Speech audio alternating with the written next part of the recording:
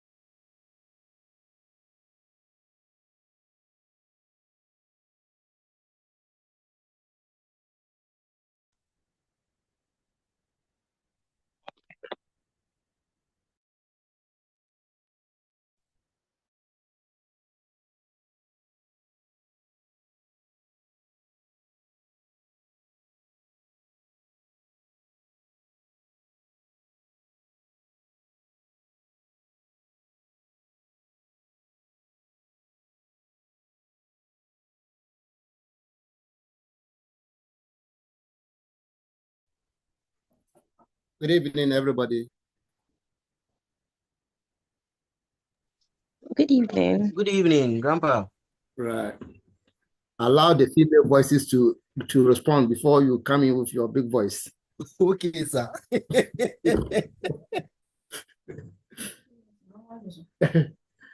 All right. Hope you are all doing well. I'm sorry.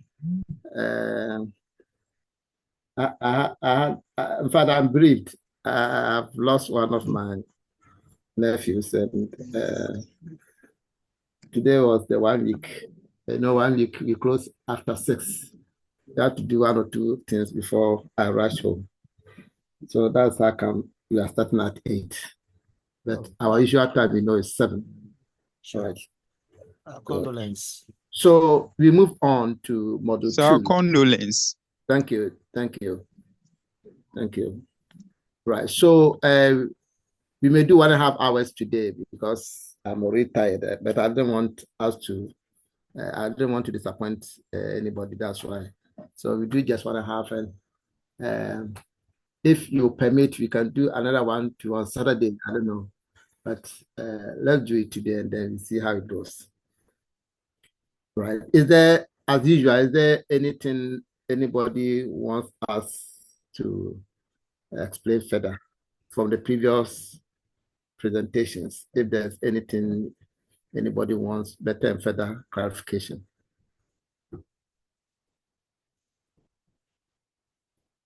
Otherwise, we move on. Right. So we are still on basic andrology 2. So we've done with all the structures and organs and what they can do and what they put on the table with respect to the function of the male reproductive system.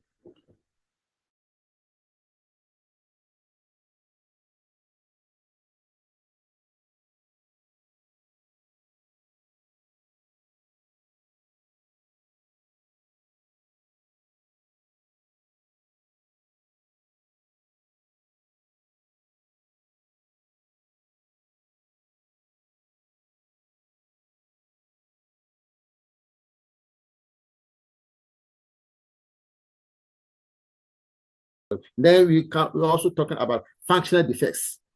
All right. So, for example, we are going to talk about erection, for example, which is a normal thing. But even with the erection, certain things can happen with it. So that is a functional defect. We are going to deal with a lot. Now, of course, we come to diseases.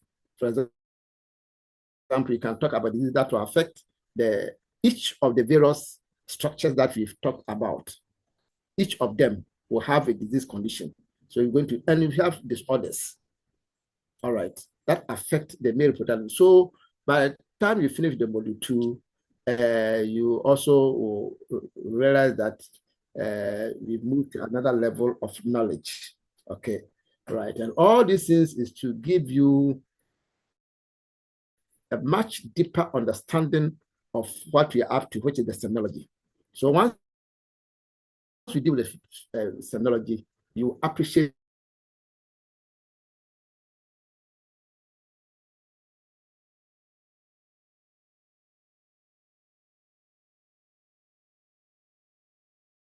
principles, right? So the first normal physiological phenomenon that we're going to talk is the one that affects the penis.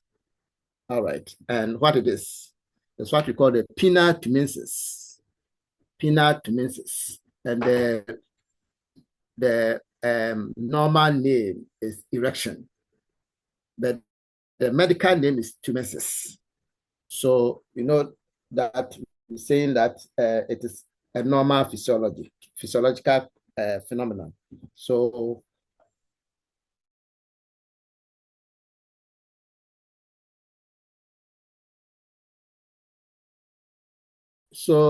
let's look at penile erection, which we all know.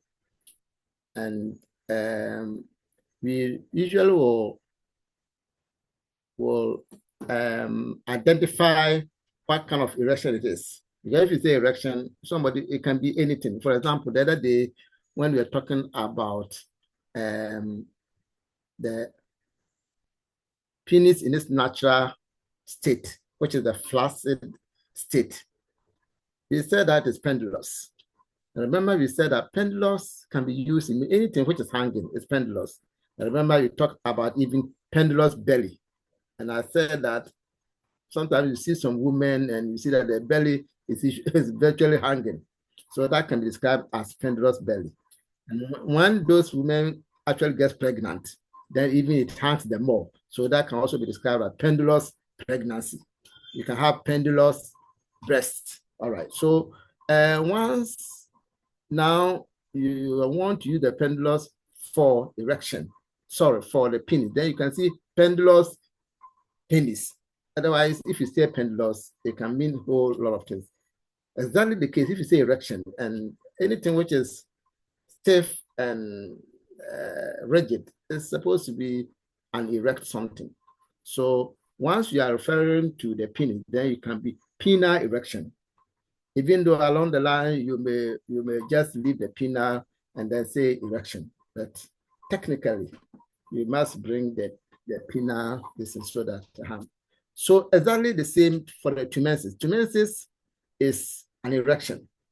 All right. But you also have to qualify with the penile.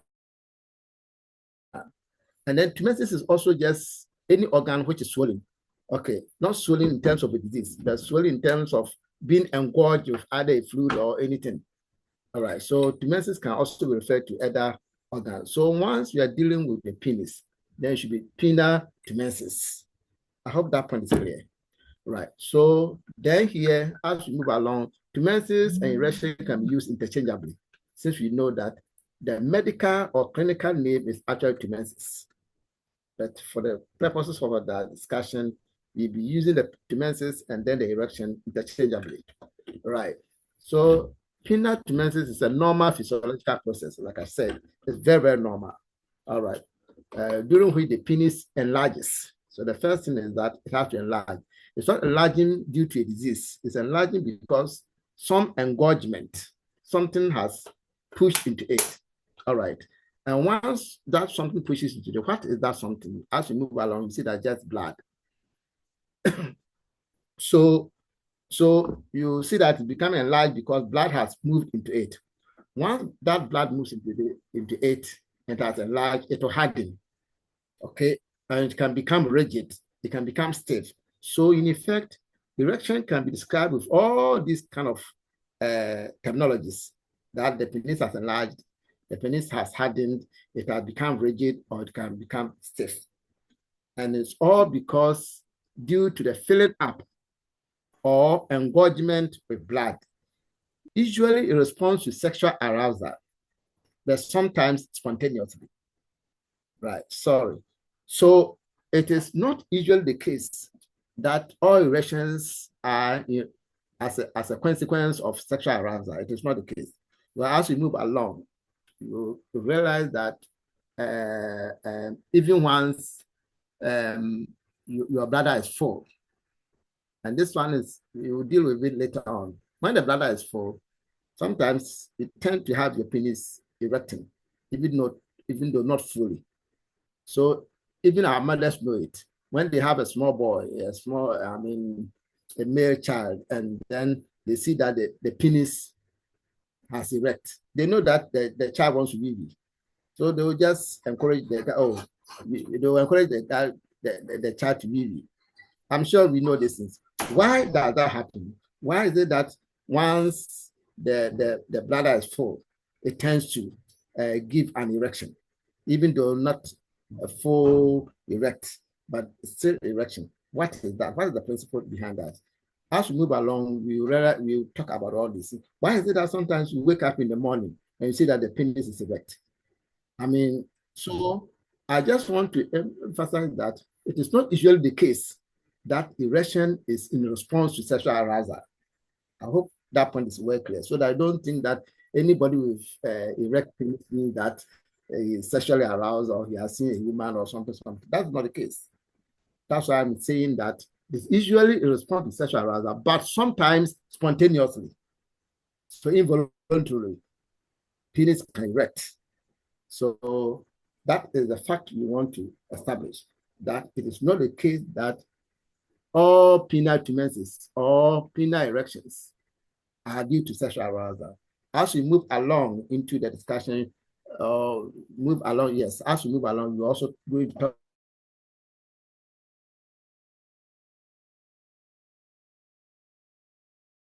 erection. The person is dead, yet the penis is on. All right. It is something that also happens. And is it that the dead person has seen a woman? Of course, no. So we as scientists, we must know that it is not the case that all sexual, all penile tumescence or erections is underpinned by sexual arousal. Good. The significance of penis achieving erection is essentially for sexual function, facilitating penetrative sex. So when you say sex, you want situations where you have to be able to penetrate.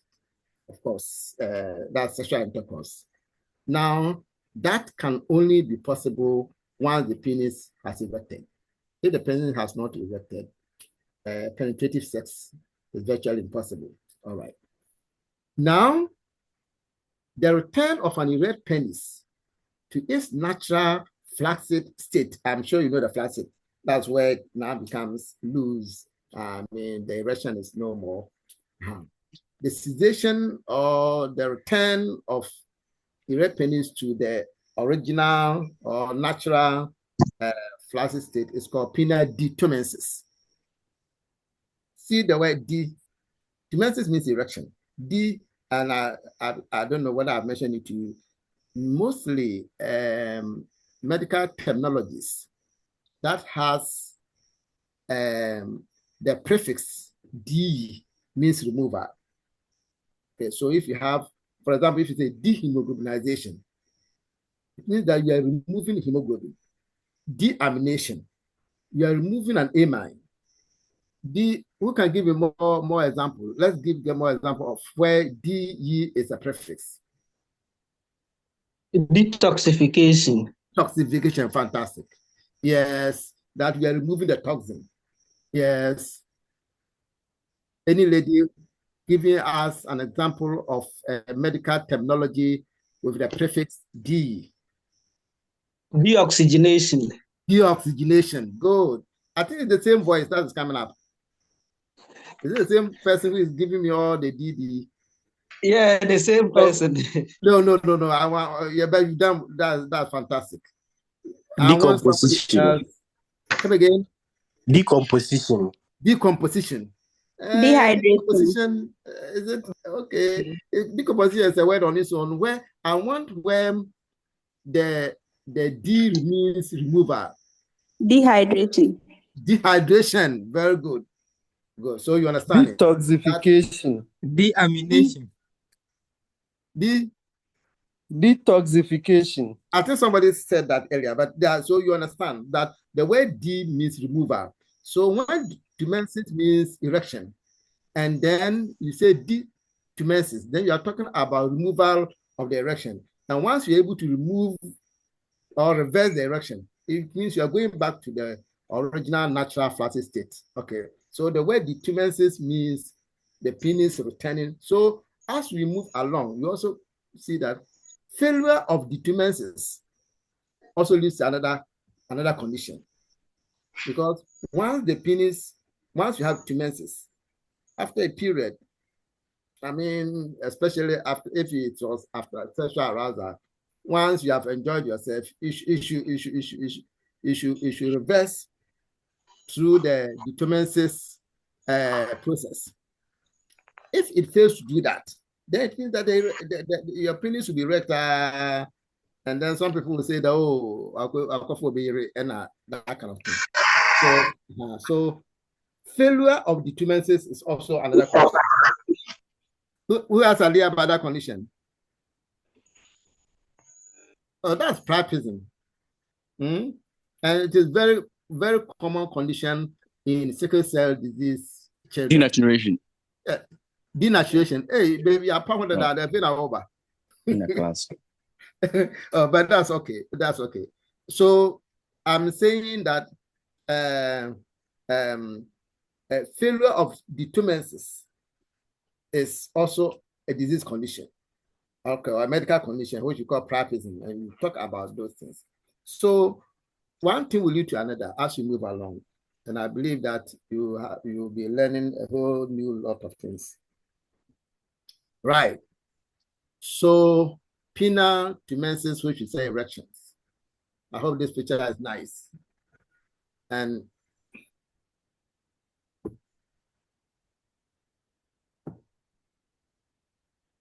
this is, I don't know whether you can have people with erection as solid as this one. This is because of the way people, I hope my ladies are enjoying these ones. Please, I've always wished that we have very interactive sessions. So once I ask questions or something, even if you have nothing to say, at least let me hear from you that you are also responding in a way, please. Yes, Grandpa. As interactive as possible. So that's just by the way. So of course, there's a flaccid penis, and this is the erect penis. Okay, right. Because it should be stiff, strong, hard, and everything. This one is loose and hanging. So that's the flaccid. Now, as you move along, you see that this is a cross section of the shaft, the body or the shaft of the penis. So you have the corpus cavernosa and then the corpus spongiosum. You remember that the corpus spongiosum that is lying down here, and that also contains the urethra. All right. Remember we said that with the cavernosa, the corpus cavernosa, it is also lined by the tunica abuginea, which is an elastic tissue. All right. They are all very, very important. And then here, around the urethra, is just an overview of what we've done already. Within where you have the urethra, which tissue or which erectile tissue is surrounding the urethra? The spongiosum. The spongiosum. Good. The spongiosum over here has very little lining of the elastic tissue, the abuginea. But in the glands here, there is no, what do you call it? Abuginea at all. Take note of all these things because you want to appreciate, once we go to the physiology of the erection, you have to be able to remember all these things. That the cavernosa are two, one here, down here. Okay. And in between is the spongiosum. The spongiosum houses the urethra here. And the spongiosum here, within the shaft here, has very little abuginea. And then in the glands here, it is entirely spongiosum with no what do you call it? With no abuginea at all. And the abuginea is an elastic tissue. You have to appreciate all these things because you have to link them up to why, for example, this place, the shaft here, will be very stiff. Meanwhile, it is not as stiff as the gland here. Remember the other time I said that, and I said that God is so wonderful because this place, if it is as once you get erection, if this place here, the end or the head here is as stiff as this, then it's going to be very difficult or it's going to cause painful penetration. However, this place, even though it will also be erect, but it's not as strong as this side, so that it will leave an element of flexibility to allow for penetration, right? So as we move along with the physiology, we will come back to this picture. And as you know already, the flaccid penis is where the penis is at rest, is soft and hanging loosely. So this is it. Erect penis is where the penis enlarges, hardens, or becomes rigid or stiff due to the filling up of blood. So this is also interesting to note. Then we move on so that we have to revisit the issue of the erector tissues or the penis, because to understand erection very well, you need to also appreciate the anatomy of the penis. Okay, then you come to the what you call neurovascular. Neurovascular is talking about the nerves, neurons, the nerves, and then vascular is also the vessels, the blood vessels. So all of them play a role to achieving an erection. So if you don't have a good understanding of all these things, then explaining erection, for that matter, to menses, scientifically become difficult, right? So these are the opinions that we've known already. And then if you come here, you see the tissue structure where you have your cavernosa double here, and then within the middle, you have your spongiosum, as we said already. Now, like I said, the spongiosum has very little erectile tissue, which is the abugenia here. But over here, there's a thick lining of the abugenia. Now, let me explain here so that once you get to the actual slides, you get them easy.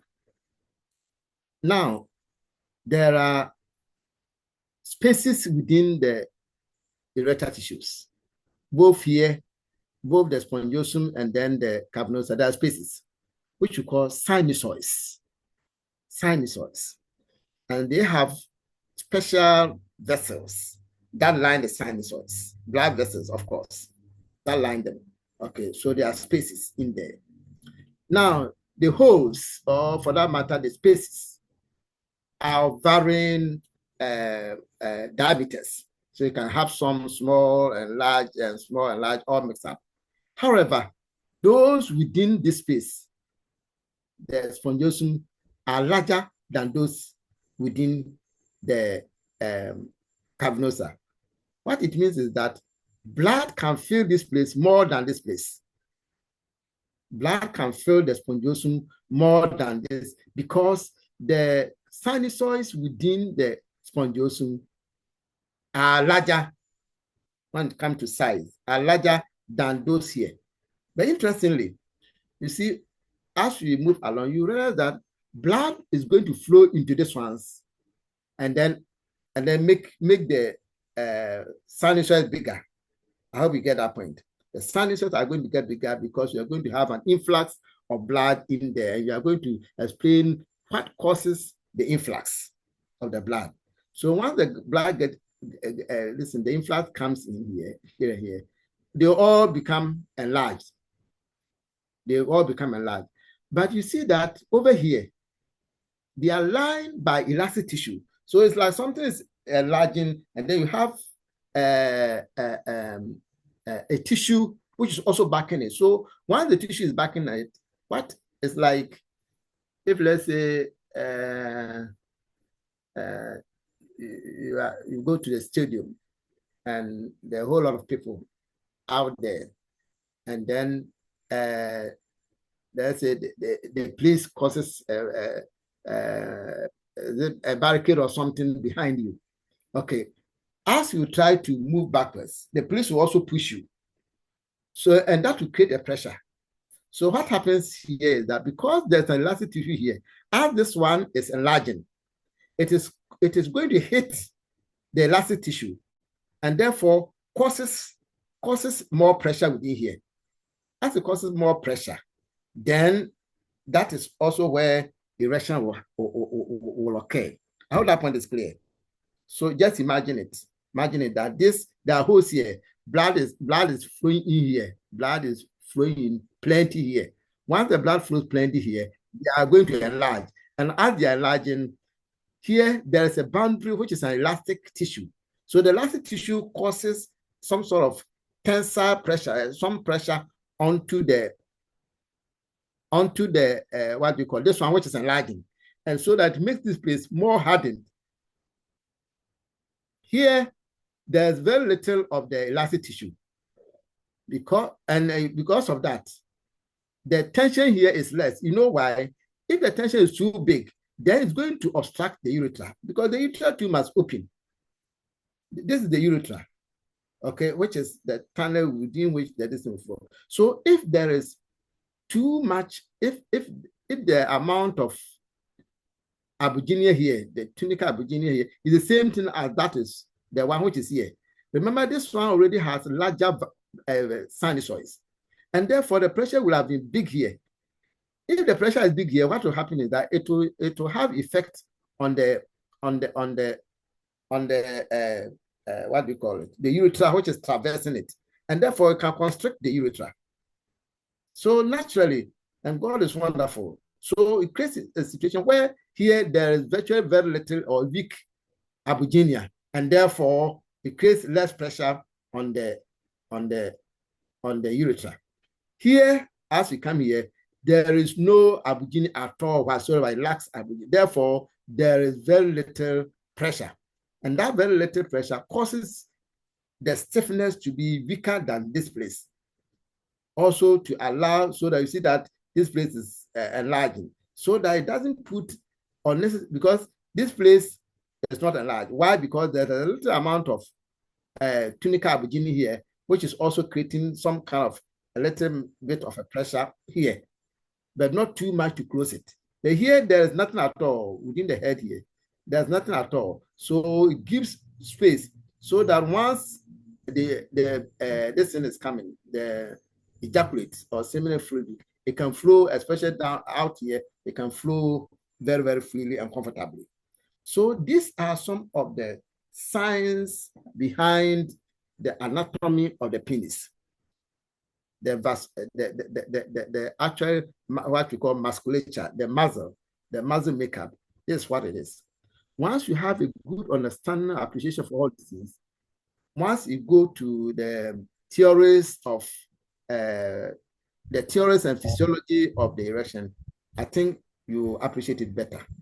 One the sympathetic nervous system can act kinch. Ama during 2 missions is the parasympathetic.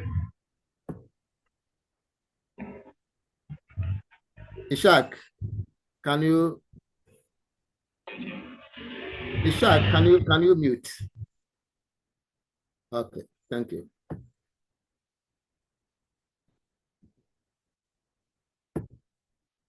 All right. So now let's look at some of the things that we discussed already. The shaft of the penis, and of course, that is the body, contains 3 erectile tissues. And of course, you know there are 2 corpora cavernosa. And remember, you said that the corpora cavernosa, this is the plural. One of them will be corpus cavernosum. Remember that one. Now, this is corpus spongiosum because it is 1. We have 2 of the corpora cavernosas and 1 of the spongiosum, containing thousands of spaces, which we call the sinusoids. And that's what I explained. The penile anatomy or the structure allows for blood to fill the sinusoids of the penile erectile tissues, which when filled with blood, cause the penis to enlarge, become hard, rigid, which is what leads to the erection. Right. I'm reading fast because these are the things that I try to explain earlier. So erections involve complex interaction of the penis anatomy, the makeup of the penis. If you want to understand erection, then you know that it involves the anatomy of the penis, the neurovasculature, the neurons or the nerves. Vasculature is the vessels, and chemicals. Of course, chemicals here. What chemicals are you thinking about? We are going to talk about neurotransmitters. We are going, because it involves nerves, and nerves will have to be stimulated by neurotransmitters. You know that. Good. So, and of course, there are also going to be hormones, and the almighty testosterone will come in here. So, the chemicals here include the neurotransmitters and then also hormones. they work together in coordination to engorge the penile erector tissue. So all those things interplay to ensure that blood is engorged within the erector tissue. And that is actually the main cause of an erection. Like I've said already, penile erection may occur not only during sexual activity, but also in other contexts, such as even after simple manipulation or physical touch or stimulation of the penis. And here you're talking about people who want to masturbate. All right. It's not having a sexual descent, but just touching the penis and stimulating it will also lead to an erection. All right. And of course, during sleep, we discussed this one extensively. Erection during sleep. Okay. We call it nocturnal penile tumensis. It is an interesting thing. You deal with it extensively. And then, of course, erotic fantasies. Erotic fantasies is like thinking, like psychologically, thinking of you'll be there, and then you'll be imagining that you are with somebody without actually physically touching anybody. Okay. Or you have some films, you watch some films and gives you that kind of anything erotic is sexualism. The fantasies are imaginary. You are imagining of a lot of things. Sometimes you'll be there and you imagine the first day you saw a certain lady and how gave you some shakes, and then as soon as that happens, you are not physically touching anybody, but of course the penis will not also erect. All right. So these are some of the conditions that will lead to erection. Then we are going to the physiology of penile erection. Physiology. You can break this one into arterial dilation and venous occlusion. These are very important things. First, there's arterial dilation. You know the arteries will supply blood to organs. And then veins will take, what do you call it? Blood from organs. Okay. So, of course, that is why sometimes somebody takes somebody's blood, of course, venous blood. I say, have you heard that one before? Where you take somebody's blood and say, Yes, please. Yes. Once somebody makes that comment, what explanation do you give?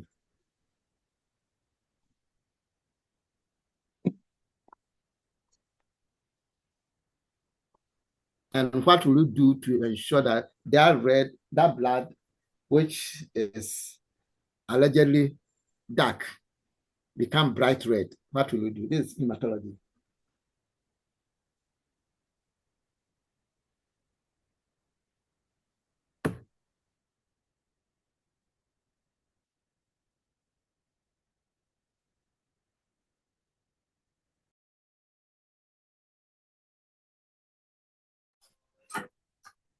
Yes, anybody? Oh, this is a common thing that happens in the lab regularly. Or you yourself, even if nobody has asked you, now I'm asking you. You take a venous blood and the blood doesn't look bright red. What is the explanation? And then what will you do to make it bright red?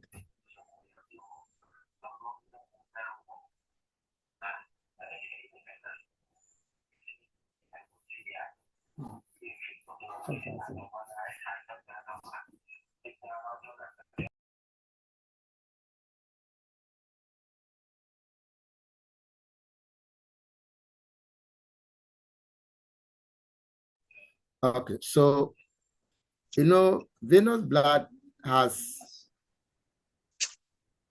yes, the deoxygenated. It's deoxygenated blood. You know that. You know that.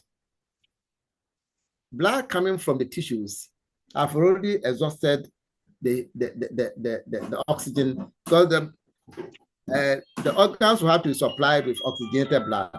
All right, and that is through the arteries. Now, we don't have access unless you have a special technique to collect arterial blood. What we use in the lab is the venous blood. Veins carry blood from tissues. All right, so once they are coming out from tissue, they have already expended the oxygen, and they are deoxygenated blood. And deoxygenated blood, what causes the blood to become bright red is oxygenation. So if you wanted to, hello? If you want it to be bright red, all that you do is that the blood, especially in the EDTA samples, which is of course not clotted, you wheel it. I mean, it's like you try to yes, of course, open the cap and you try to wheel it. What it means that you are allowing more oxygen into the sample, and then you are oxygenating it. Once you do that, the blood becomes oxygenated and now becomes very bright red. So that's just bad. So all that I'm saying is that arterial dilatation means that the arteries which is supplying the penis become dilated, enlarged. Okay, and then the veins is carrying blood away from the penis. Now they are occluded. Occluded means there is constriction. The one which is taken away is constricted, and the one which is coming has been what? Dilated. So what will happen?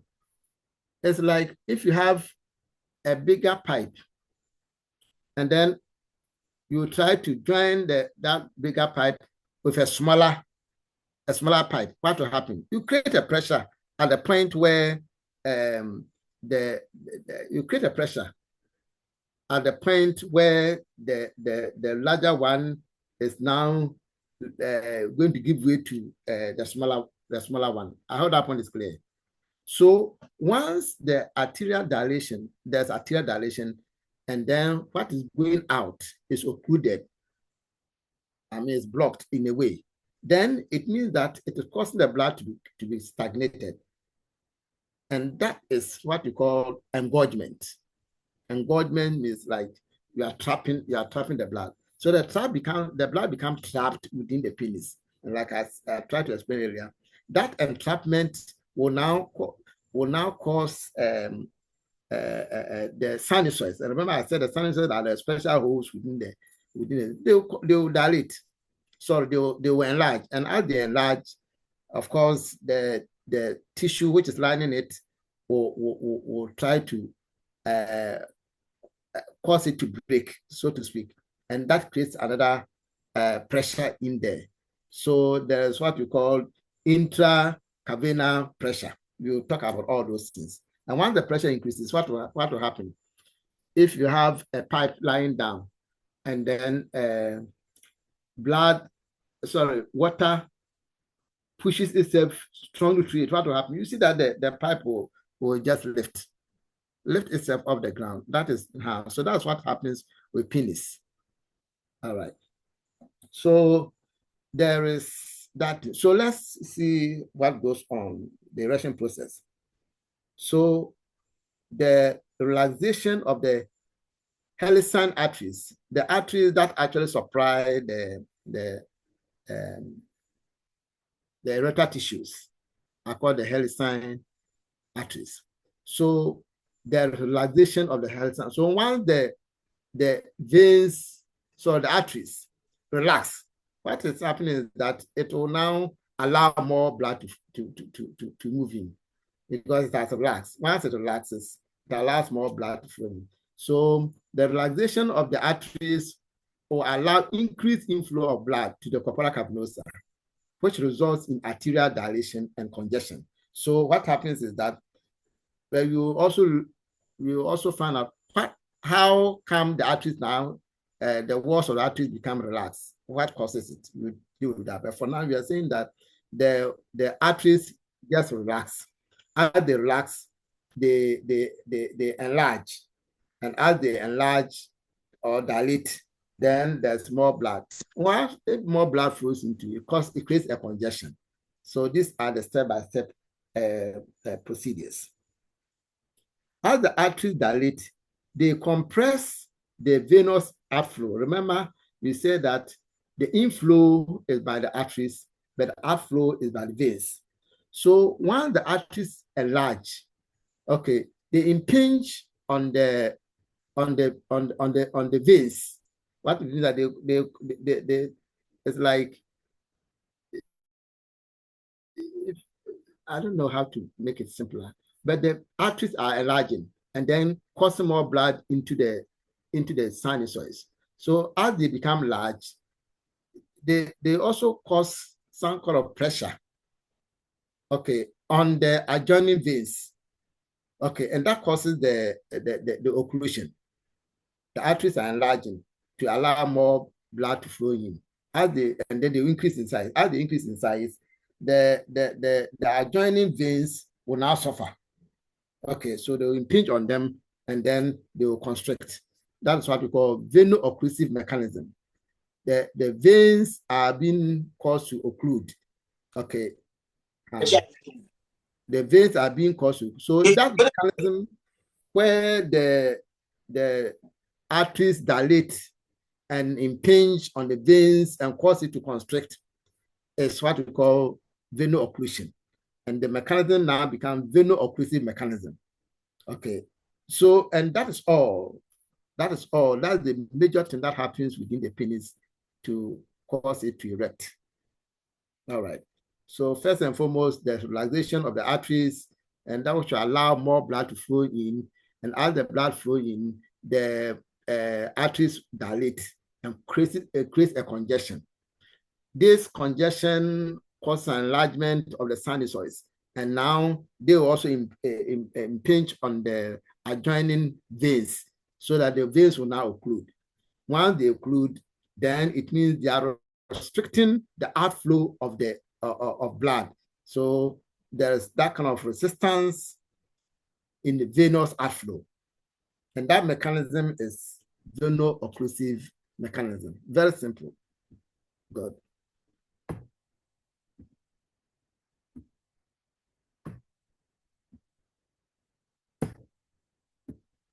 So this is just in the flaccid state, and then the rest state. The blood, this is the cavernosus, you know this is the spongiosum, and of course the urethra. The arteries are here. Here they are small. You see, the arteries are small in the flaccid state. Once in the erect state, what you see that the arteries have become dilated to give you more blood in there. Okay, and they cause the veins here to now become smaller. The veins are supposed to take the blood out from the penis. All right, blood comes into any organ through arteries, and they leave the organ through veins. Now, because these ones have become large and they constrict, they cause this one to constrict, okay, or occlude, so to speak. And that is how come the penis now become enlarged and bigger. And because there's pressure in there, that pressure will now cause the penis to now lift up to give you the much needed erection. Now, erection is regulated by, remember we said that, so that is the musculature side, the muscles. That's where, then we're going to talk about, we said that there's also neurovascular. Neurovascular is where you're talking about the nerves. Okay. And we know that with the nerves, we have the autonomic nervous system. So the autonomic nervous system is sympathetic and parasympathetic. I believe you have this one from your basics, anatomy and physiology. All right. So we have the autonomic nervous system. Of course, you know that the autonomic nervous system has the sympathetic and parasympathetic. So we are saying the erection is regulated by these nerves. sympathetic and parasympathetic. Okay. Now, sympathetic pathways or sympathetic nerves. What do you remember about sympathetic nerves?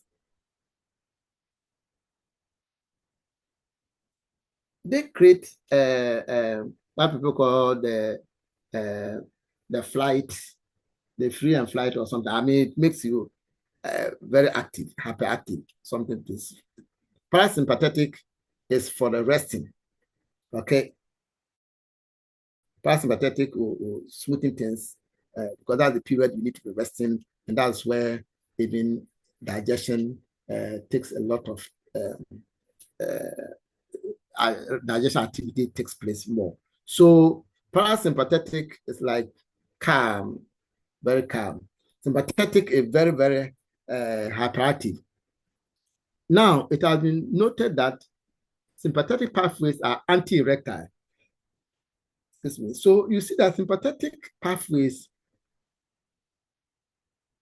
that's where all the sympathetic activities or sympathetic nerve actions are more dominant in the day than the night. Will you agree with me?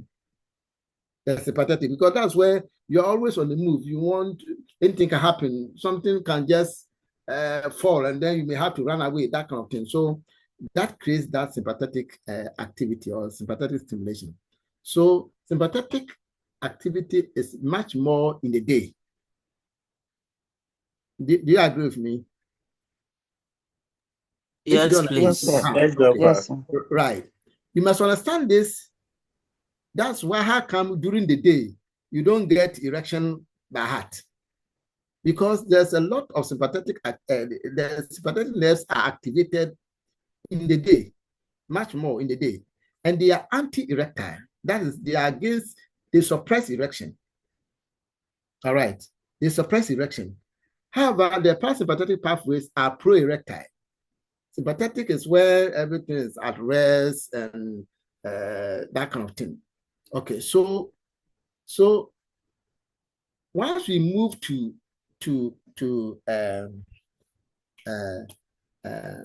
the nocturnal penile tumensis, where we say that during the night you wake up, your penis is already up. You haven't talked about any woman, you haven't dreamed about any woman, and blah blah blah. Here the penis is up. It's a normal thing. You deal with all those things. Here, the principle is that there's a shift because we are saying that sympathetic pathway occurs a lot in the day. Is that all right? And they are anti-erectile. They suppress erection. Now, in the night as we sleep, what happens is that there's a shift in that drive. The sympathetic activity will be deactivated. All right. And then there's going to be parasympathetic. Meanwhile, parasympathetic is pro-erectile. That is, it promotes erection. And therefore, it's interesting that in the night, parasympathetic activity is heightened. Once parasympathetic activity is heightened, then it can create, and they also support or pro-erectile, then they will encourage or facilitate erection. All right. We will deal with all that. So at what point in the night must that erection also take place? So you come to look at the sleep cycle, that when you sleep, what happens? You know that sleep cycle, that's just that way anyway. The sleep, once you sleep, you go through about 4 phases. You have what we call N1, N2, N3, and then the REM. I believe you have ideas about those things. So during the REM, rapid eye movement stage of a sleep cycle, that's where parasympathetic activity is now heightened.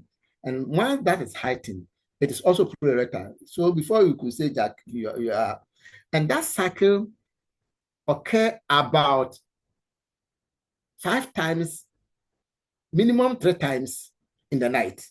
So 3 to 5 or 6 times in the night. That's how come. So excuse me, I'm drifting a little bit, but one day we will be dealing with that, so you get more understanding.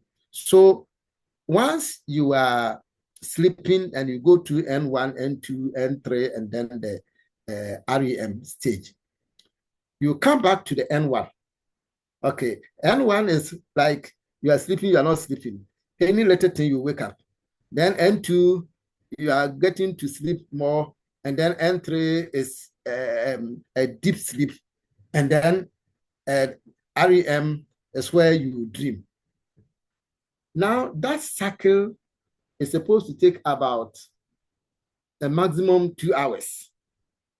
Okay, within 90 minutes to 120 minutes, which is about 2 hours.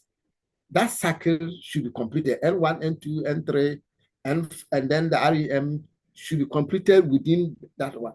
So if you come back to the N1, that's how come, so you sleep, then at a point somebody touches you, you wake up. Sometimes you wake up at a point, somebody, as if you are even dead, they will beat you, you not also wake up. You are at a certain phase of the sleep cycle. And that is supposed to take place, let's say, every, let me make maximum 2 hours. So if every 2 hours, the cycle will repeat, and you are sleeping for 8 hours, what do you think will happen? It means that you go through that cycle about 4 times before you find. So within that 4 times, within that every cycle, there's an REM. And that REM is where the parasympathetic activity is at its highest. And that's where you are likely to also ejaculate. So once you are going to deal with the nocturnal penile tumesis, you will see that it happens with between 3 to up to even about 6 times in the night. But you may not see it. However, you see it in the morning, especially when you wake up, because you said that N1, N2, N3, and the REM. REM phase is where you also call it dreaming phase. That's where the ejaculation is likely to take place. And then from there, you are going to begin the under N1. N1 is where, like, when you're towards when into it. So if by that time you are waking up, you are moving from REM stage to another N1. And that REM stage also promotes erection. So you wake up with your penis erect. These are signs. It's not magic. Even if it's magic, there's a science behind all those things. And you deal with those things appropriately. So this is just, by the way, here we are talking about the fact that sympathetic pathways or nerve activities are anti-erectile. Once, even when you know that sympathetic activity is like the flight, when I say flight, it's like you have to jump something. I mean, you do know that even when you have an erection, or you are in a room with a woman, you are trying to arouse yourself, and then you erect, and all of a sudden somebody comes in, you know that you lose your erection straight away, just because, yes, you see, somebody makes you frightened. Once the person makes you frightened, he has activated the sympathetic pathway or sympathetic nerves.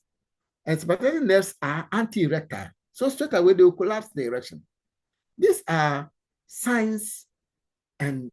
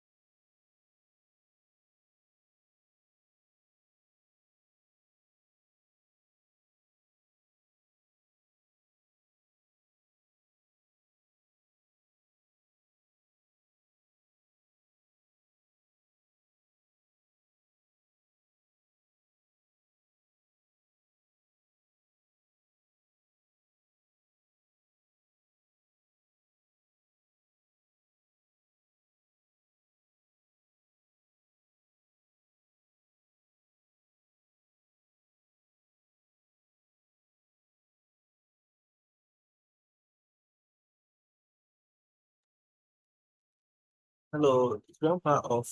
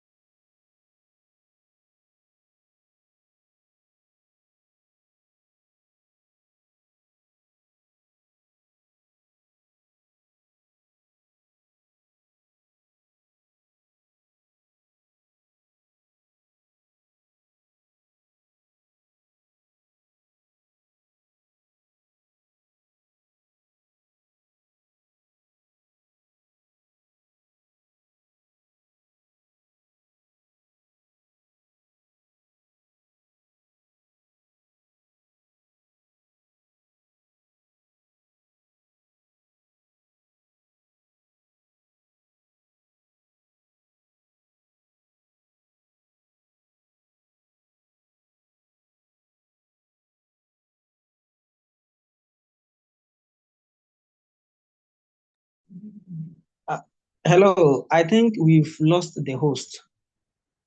So the coordinator is doing well to bring him on board once again. So if you are not hearing the lectures, please kindly wait a little until he comes up on board. So it's not a technical issue that you're not hearing. The lecturer has gone off a little while. Thank you. sure.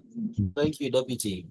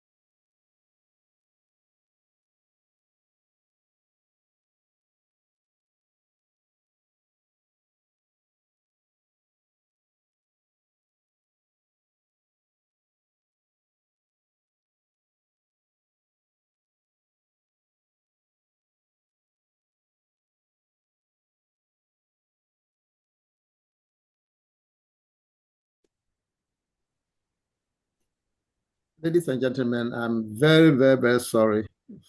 I had a challenge with my network. Thank you for staying through with me. I still could see that we still have about 27 on the line, which means that only some few people have dropped off. I hope they'll come back. Thank you once again. So what I was saying is that we considered erection as an interplay of a lot of factors and discussed the role of the musculature, that's the muscle, of course, the erectile tissues. We are also seeing the role of the vessels, where you've seen the arteries bringing in blood and how they get dilated, and with the inflow of the blood, they cause congestion, and that will enlarge the sinusoids, and the sinusoids will now press on the veins to cause an occlusion in the mechanism called the veno-occlusive mechanism, and therefore it causes a reduction in the venous outflow, and therefore tries to entrap or engorge the penis with the blood, and that is that aspect. We also coming to look at the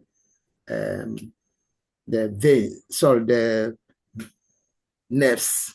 Okay, and we said that it's controlled by the autonomic nervous system, sympathetic and parasympathetic. And we say that sympathetic is about more activity, the flight concept, where you can flee at any moment. That makes you more energetic.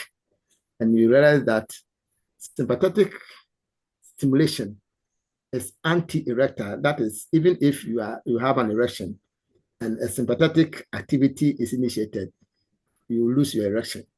All right, because sympathetic activity is anti-erectile. Parasympathetic is more like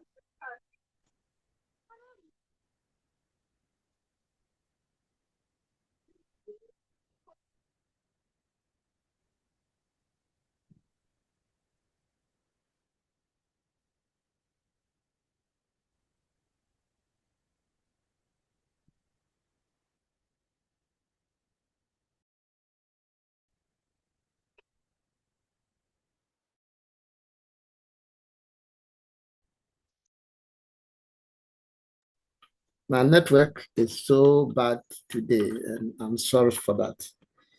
All right. So I've made this point over and over again because we need it very well when we want to explain nocturnal penile tumesis. That is erection that occurs during the night when you are asleep. It is the interplay of sympathetic and then parasympathetic, where in the night, the parasympathetic activity is slowed down, gives way to parasympathetic. The sympathetic gives way, and it is this shift that will cause erection in the night. But meanwhile, we're saying that we want to establish the fact that sympathetic stimulations are anti-erectile, whilst parasympathetic nerve activities are pro-erectile. Okay. And we said that with the sympathetic, they produce contractile factors, things that will contract. may remember that we said that when we're dealing with the veins, we said that the arteries will have to be relaxed.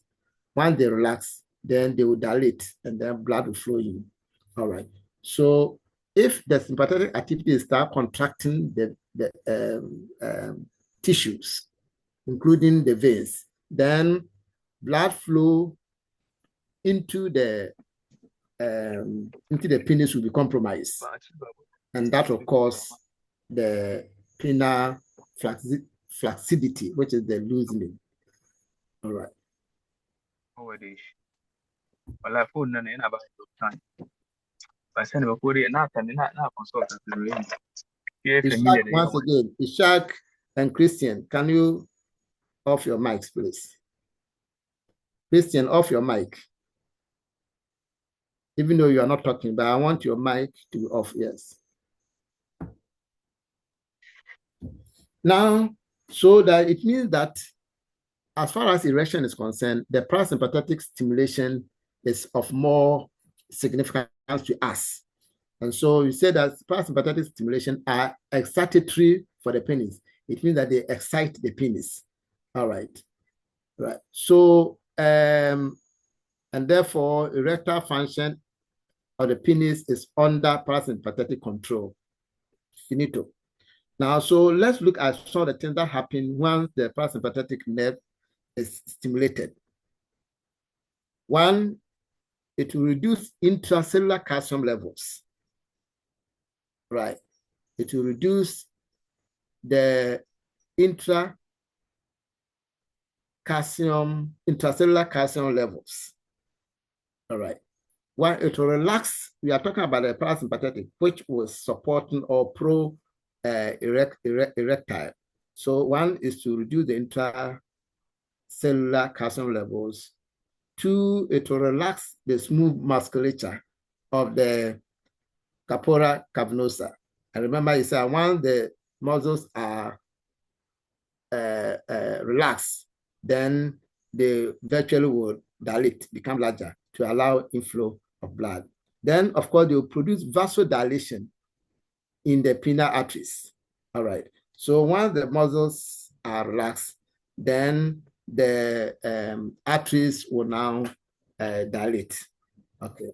So these effects, that's all that we have described, the reduction in calcium levels, the relaxation of the smooth muscles, and then the vasodilation. All of this will now increase arterial blood flow into the sinusoids. And I think that at this point, you understand all these things. The sinusoids of the corpora cavernosa by about 20 to 40 times. All right, so the blood flow, if it's going at a rate of 10, it is now going to go between 300 to 400 because it's going to increase the influx by 20 to 40 times. And that is causing the sinusoids to enlarge. Now I'm just reading because I've done the explanation already. As the arteries fill the corpora cavernosa and the sinusoids enlarge, they compress the venous outflow from the penis in the process called veno-occlusive mechanism. This is just reading the things that we have explained already. Occlusion of the venous outflow causes the penis to become filled with blood and result in penile erection. Good. This is another point we have also discussed already, but for the purposes of the slide, I'm just reading. The outer portions of the corpora cavernosa near the more elastic tunica aborigina further occlude venous outflow and cause the pressure within the erectile chambers, that is the corpora cavernosa, to rise to about 100 mmHg. That is the unit for pressure. All these things I've explained already. That you see, as the sinusoids enlarge because of the influx of the blood, now they will compress on the veins. As they compress on the veins, the venous outflow becomes significantly reduced, and therefore engorging or entrapping the blood. This will automatically create a pressure within the chambers. And we are saying that the pressure is about 100 millimeters of mercury. Okay. The pressure, there's something significant here, and I want you to take note. The pressure in the corpus spongiosum is approximately a third of that found in the corpora cavernosa. Who can explain this? The pressure in the corpus spongiosum is approximately a third of that found in the corpora cavernosa. I want somebody to explain, and then I will believe that you are following the discussion very well. Okay, Grandpa. Yes, sir. I want to give it a try. You have to. Yeah, yes, because you said the tunica lining in the spongiosum is less than the one outside. Okay. If the tunica is more in the spongiosum, that means it's going to create more tension inside, which will close up the urethra. Fantastic. And hence the ejaculate will not go through the urethra. I'm happy. So once you follow, you see, you don't even if you don't read and then you understand a principle at any particular point in time, you can say something and you will not be far from correct. I appreciate it. So this difference is due to the weaker or lack of tunica aborigina in the corpus spongiosum. We're talking about a weaker one. You see, we have some of the corpus spongiosum within the shaft. You know that. And then we have some of the corpus spongiosum also in the head. The one in the corpus spongiosum, the one in the shaft has a weaker aborigina. But the one in the head or the glans lacks what do you call it? Lacks the aborigina. So that gives you the differences in the stiffness of the penis during erection. Good.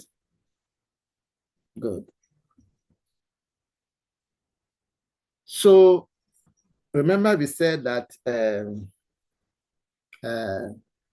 we are looking at nerves. Wherever you have nerves playing a role, there should be a neurotransmitter. You know this already. Just like whenever you have some of these major activities, you need an enzyme or hormones to facilitate it. So where you are talking about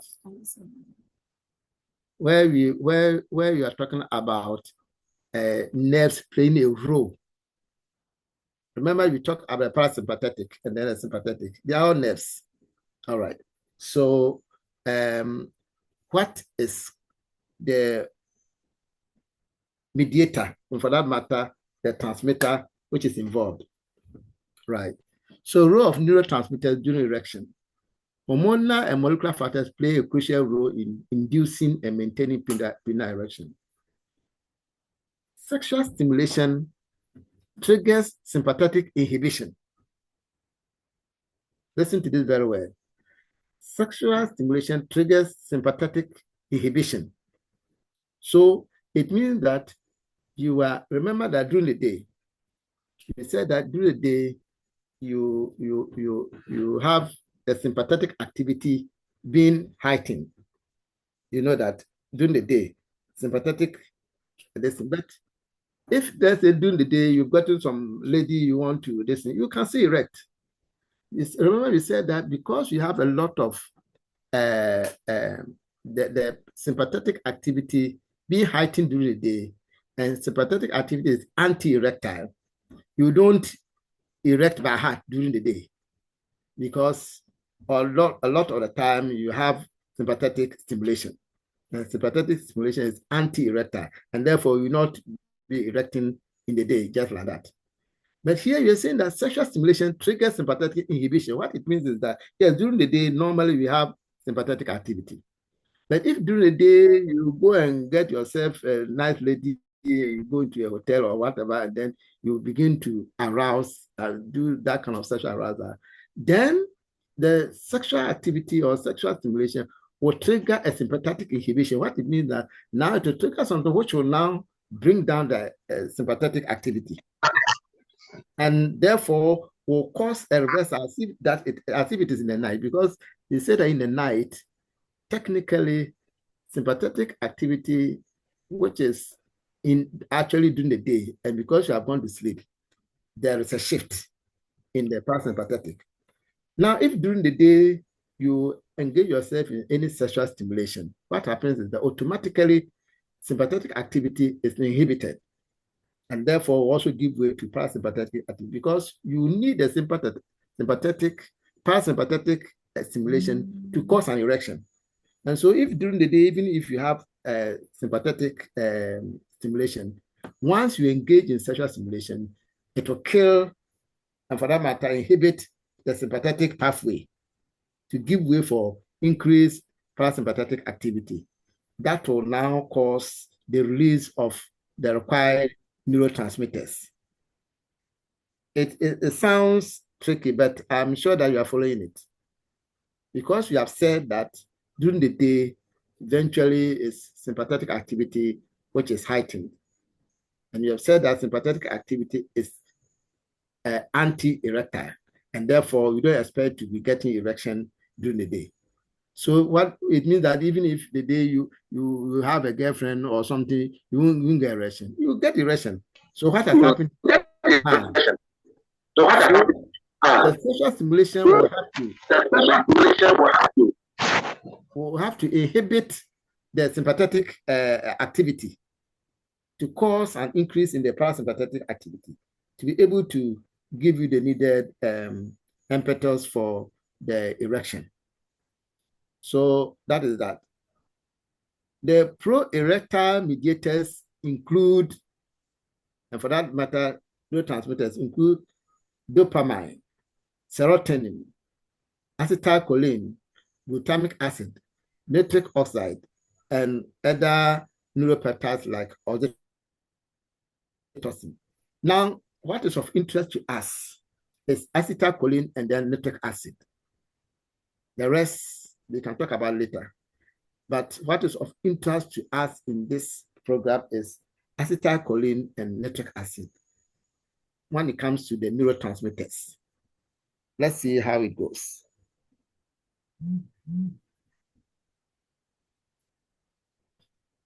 Acetylcholine is a chemical produced by the brain that causes the release of nitric acid from nitric oxide from nerve terminals and blood vessels in the penile tissues. So you see the link between acetylcholine and nitric oxide. Acetylcholine is released from the brain. So anything that will trigger the brain to think that the penis should erect for whatever means, acetylcholine will be released by the brain. And the acetylcholine will now hit the nerve terminals.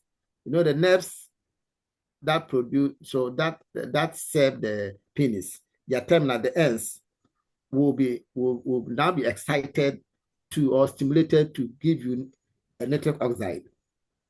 So it is this nitric oxide which becomes the principal or the key physiological neurotransmitter as far as erection is concerned. So you can either get nitric oxide directly from any other source to trigger this process, or the brain will not produce nitric oxide. The brain will produce acetylcholine, which will also now serve on the nerve terminals within the penis to produce nitric oxide. Nitric oxide becomes the principal physiological neurotransmitter, which will stimulate activity leading to what we call it, erection. Is it confusing? No, please. Okay, thank you very much. All right. So now the nitric oxide triggers a cascade of events leading to vasodilation and relaxation. Remember, we said that once ever there's vasodilation, the vessels are being dilated. Then there's also relaxation of the smooth muscles. It causes the arteries to enlarge, and for that matter, dilate. And then blood can now flow through. Once you have increased blood flow into the penis, that is when it initiates the process of erection. Because while there's too much blood flow, then there's congestion, there's enlargement of the sinusoids, and then they compress on the veins to occlude them, and then that occlusive mechanism will now cause blood to be entrapped. That's all. All right. So nitric oxide actually the neurotransmitter responsible for erection. So now it means that we talked about the muscles or the tissue, we talked about the veins, we talked about the nerves themselves, and talked about the neurotransmitters. Good. So we are just capping up or summarizing the events during erection. So the following events take place in the erection process. So there's the release of neurotransmitters. And neurotransmitters, they can either be directly or indirectly through the production of acetylcholine from the brain, which will now cause the arteries, the terminal arteries of the penis to now release the, what do you call it? The nitric oxide, because that is the key neurotransmitter. Once that happens, then you say that the arteries will relax. Or, of course, once the artery relax, they open up to allow more blood to flow in, and there's this arterial dilation. Of course, once the arteries are dilated, what happens that blood rushes in to fill the cavernosa sinusoids. Okay, there's an increased blood flow into the open spaces. Once that happens, the reduction of the venous outflow to a minimum, because we said that now the enlarged sinusoids will compress the veins, leading to a reduction in the venous outflow. So the incoming blood gets trapped in the penile tissue. So this is just a summary of all that we have talked about. The tunica albuginea plays a very strong role here to because it is an elastic tissue. Okay, it helps to actually increase the pressure within the erectile tissues. Okay, so it helps the entrapment of blood in the corpora cavernosa through venous occlusion mechanism and to initiate the erection. We've said that the pressure which is now created is up to about 100 mm of mercury. And this pressure is enough to raise the penis from the flaccid position to the erect state. So this is just a summary of all that we discussed. And then there's also another, in the resting state, the penile arteries remain constricted. So this is also another summary, another way to look at it. While the penis is resting, that's in the flaccid state, the arteries are constricted. All right. So you remember that we said that when you have sympathetic activity, it causes constriction. So once sympathetic activity causes constriction, then what it means is that it will also now support or facilitate the resting state. Okay. So once that happens, there's a limited blood flow to the penile erection, to the penile tissue, erectile tissues. So we said that in sexual stimulation, which can be visual or tactile, tactile means touching, okay, auditory, or even hearing that somebody is talking about sexual listening. All these activities will activate the parasympathetic reflex. Okay, and then there's a release of neurotransmitters, notably nitric oxide, which will cause smooth muscle relaxation and, of course, vasodilation and so forth and so on. All right, so this the summaries. Then very quickly on them, penile detumescence. We said that penile detumescence is reversal of erection or removal of the erection. So reversal or removal or cessation of erection is detumescence. All right. So in effect, penile detumescence is the process of an erection subsiding or reversing to its natural hanging or flaccid state. So that's very simple about it, detumescence.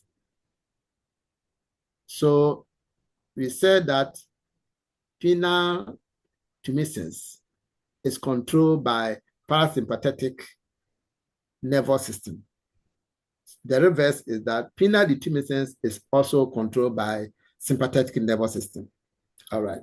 So any shift from parasympathetic activity, which promotes erection, to sympathetic activity, which promotes detumescence, causes a decrease in blood flow into the penis and an increase in blood flow outlet. In blood outflow. What it means is that in the parasympathetic pathway, where we are increasing a lot of blood into the penis. Now, in the sympathetic way, you are reducing the amount of blood which is flowing in there. That's all. So it is the same thing that we've described over and over again. So once you read with the explanation that we have made, you can understand it better. All right. So this is also a summary of the detumescence process. So there's an initial phase. Initial phase is characterized by reduced parasympathetic activity. Remember, if you want detumescence, then parasympathetic activity should be reduced. So initially, that is what must happen. All right. Which leads to a cessation or decrease in the initial parasympathetic signal. So the same thing, the slides here just talking about what we have explained over and over again. The second phase shows an increased sympathetic activity. So the first one is to reduce parasympathetic activity, because parasympathetic activity will cause erection. So if you want the reversal of the erection, then the first thing is to reduce the parasympathetic activity. Then the second way is to also increase your sympathetic activity, the things that will promote sympathetic activity. All right. And then a third phase is caused by an increased venous outflow. Now, instead of blood remaining in the erectile tissues, there's a lot of them leaking out. Okay, once that happens, then detumescence will certainly take place. So once you read these ones, while nitric oxide is the neurotransmitter for erection, the neurotransmitter for detumescence is endothelin and neuropeptide Y. Okay, so that is also the simple ones you read, you understand. So there's also pictures of tumescence and detumescence. There is another pictures about. So we will end here, and next time when we meet, I'm sure I'll leave you to have your weekend all right. And then so you also get a slice. But I wish that we can finish with the next session, so that as you get them and you read, you can flow. So the next ones, you're going to talk about types of erection. Okay, all right. We have the flexogenic, sarcogenic, and then of course the almighty nocturnal erections and how they interplay. You enjoy them. You enjoy them. All right.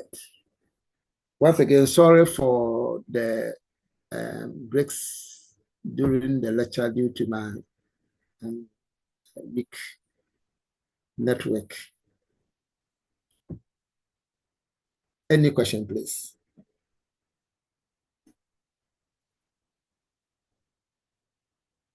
Hello, Grandpa. Yes, dear. Me pacha normal, yes, we are experiencing the same thing with her. Okay, you okay. Hello there. Yes, sir. As I say, I have some question here. I want Yes. to know the link. Prior to the explanation, we said the sympathetic nervous system is anti-erection, and Yes, I want to know the relation. The parasympathetic is pro-erection. Is a sympathetic which is anti. The sympathetic is anti-erection. Yes, please. So I want to know some chemical link, or let me say biochemical link here.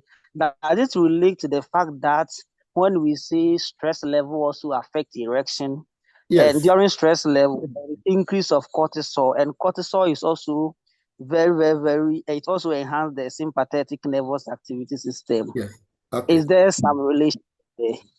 That's why the stress can also affect erection.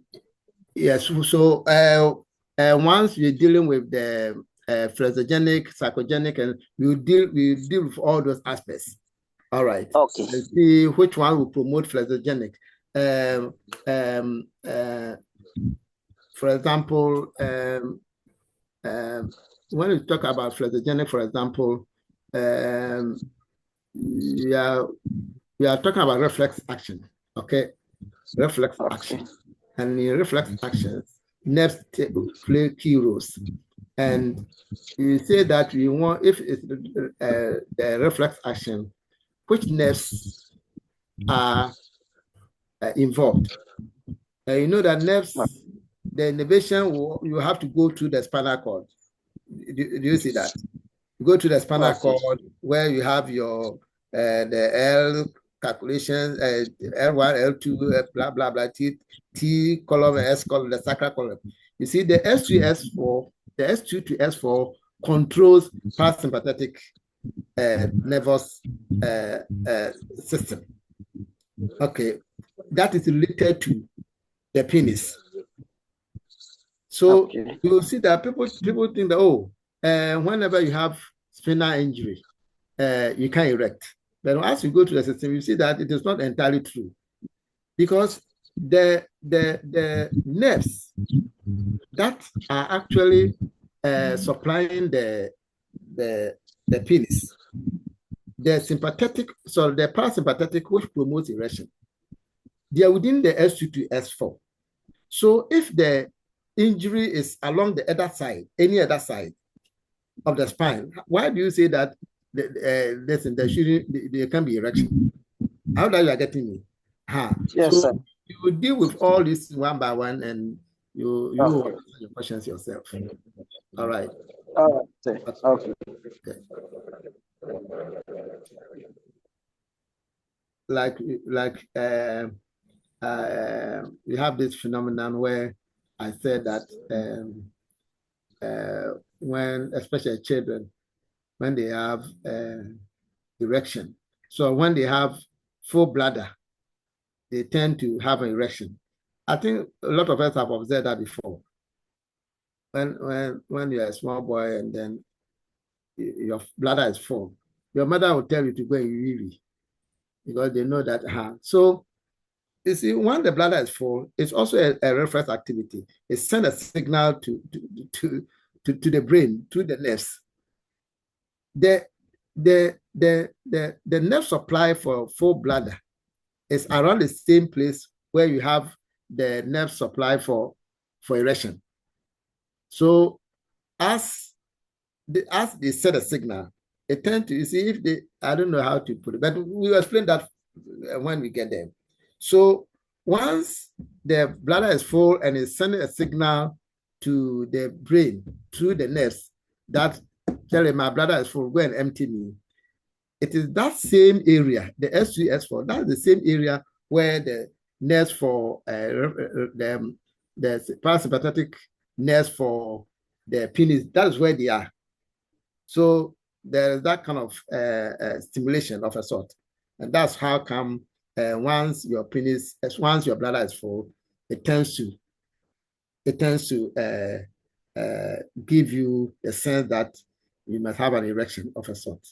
So I'm saying there are a lot of things that we see on a daily basis. You will try to see the science behind them and then appreciate them the more. Okay. Okay, sir. All right. Any question? Let your questions flow, please.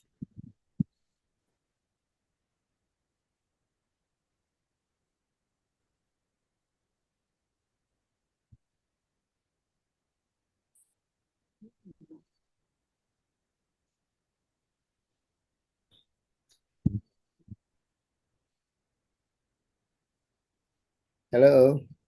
All right. Once again, I want to thank you for your time, and I've already apologized for the breaks we're hoping that the next time you'll enjoy a more fluent or incident-free discussion. If there's no other question or there's no other problem, we bring the session to a close, and we come again next week, Monday, God willing.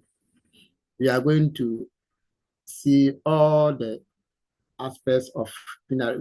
We've known the physiology now, how penis erect. Okay, but there are various concepts of erection.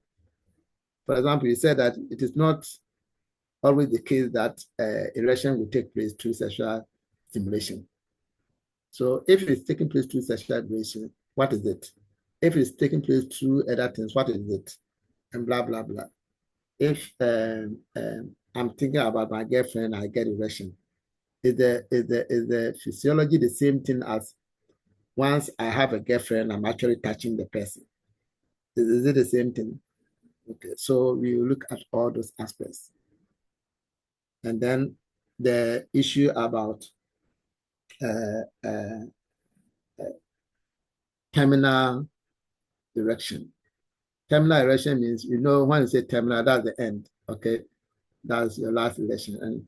And called post-mortem erection, for example, or post-mortem tumensis. You see, if, let's say you are going to have, and it plays very key role in forensic pathology. Now somebody is dead, and the pathologist goes onto the scene. That's one of the things they look at your penis, because it's been known that once somebody is going to die through a shock, it's like you see somebody pointing a gun at you, going to shoot you, and it actually shoots you. What happens is that you get a certain, it's like wakumotu. Okay, and you see, once you have that kind of severe heartbeat, the heart pumps, how do I call it? The heart will pump very, very fast and then also strongly. But once you are frightened that way, your heart, so once that heartbeat, sudden heartbeat comes in, blood will rush through from the heart to all the organs. And remember, we said that erection is all about blood rushing into the penis, and then its outflow is occluded or reduced. So once there's that kind of sudden rush or like sudden death, okay, that kind of accumulation, I don't have the right English word, that's why I'm bringing in this accumulation. It's like you see death feely, and the heartbeat is unimaginable. And that strong outflow of blood from the heart will go through all the organs, will go to everywhere, especially the lower organs, including, of course, the genitals, the genital area. And you know that once blood rushes to the genitals, what happens? Because of erection. Meanwhile, straight away, the gunshot will come burning, and then that kind of sudden thing comes in, the blood, and the body will not respond to the detumescence process, because now everything has ceased. So the person would die with blood into the penis. And of course, that is an erection. All right, so we will talk more about those. Wherever there is that kind of sudden death, especially one that is that creates a lot of fear or something, you are likely to get penile erection. And because it is your last action, we call it terminal erection. You know, when the end, so terminal erection. And because the person has also died, and then there's erection, you also call it postmortem erection. Some people also call it the angel lust. It's like the person had, it's like a funny description that, somebody who has died and the penis is on, is like the angel is is causing the person to have a sexual activity, something like that. You deal with all those things extensively, and trust me, you enjoy them. All right. Once again, good night. Thank you. All right. Bye-bye.